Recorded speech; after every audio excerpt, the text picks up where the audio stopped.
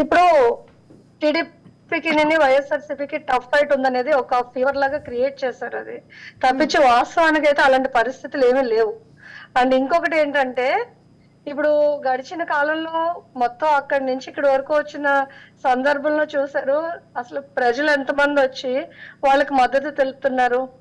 అసలు నారా లోకేష్ తో పాటు ఎన్ని వేల మంది జనం ఉన్నారు. అది ఫస్ట్ కౌంట్. సెకండ్ కౌంట్, ఇప్పుడు ఇన్ని సంక్షేమ పథకాలు చేసి జగన్మోహన్ రెడ్డి గారు ఇన్ని సంక్షేమ పథకాలు చేసి నేను మంచి చేశానంటేనే ఓటేయండి అని చెప్పి జగన్మోహన్ రెడ్డి గారు పరిపాలన సాగిస్తున్నారు. వాళ్ళు ఏంటి, ప్రతిసారి కూడా వాళ్ళు లాస్ట్ టైం వచ్చినప్పుడు టీడీపీ వాళ్ళు ఒక్క పథకం అమలు చేయలేదు. లాస్ట్ లో ఎలక్షన్స్ దగ్గరికి వచ్చినప్పుడు పసుపు కుంకుమ అనేది ఒక నార్మల్, అంటే ఓట్లు వేసేస్తారు ఈ ప్రజలు గొర్రెలు లాంటి వాళ్ళు అన్నట్టుగా క్రియేట్ చేసుకుని వాళ్ళలో వాళ్ళు ఊహించుకుని పసుపు కుంకుమ ఇచ్చారు. అలాగే పసుపు కుంకుమ తీసుకున్నారు, ఓటు మాత్రం జగన్మోహన్ రెడ్డి గారికి వేశారు. ఇప్పుడు నిజంగా చెప్పాలంటే పవన్ కళ్యాణ్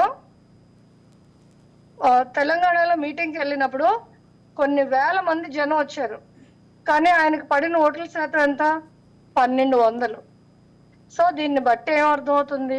ఒకటి మాధవి వర్మ గారు జనసేన అధినేత పవన్ కళ్యాణ్ ప్రచారం తెలంగాణలో చేయలేదు, తెలంగాణలో ఉన్న సమస్యల మీద ఆయన ఫోకస్ చేయలేదు. ఎలక్షన్స్ వచ్చాయి కాబట్టి ఆయన పోటీ చేశారు. కానీ ఏపీలో పరిస్థితి అలా లేదు.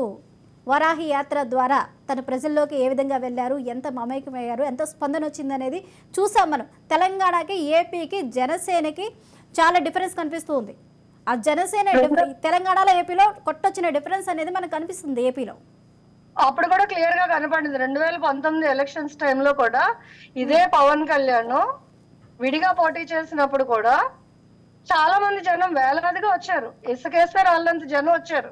ఇవాళ జన సైనికులే చెప్తున్నారు ఏమని, మేము జన సైనికులు కాదు, పవన్ కళ్యాణ్ అభిమానులే చెప్తున్నారు, మేము సినిమా చూడటానికి మాత్రమే పవన్ కళ్యాణ్ అభిమానులు, ఓటు మాత్రం జగన్మోహన్ రెడ్డి గారికి వేస్తాము అని చెప్పి.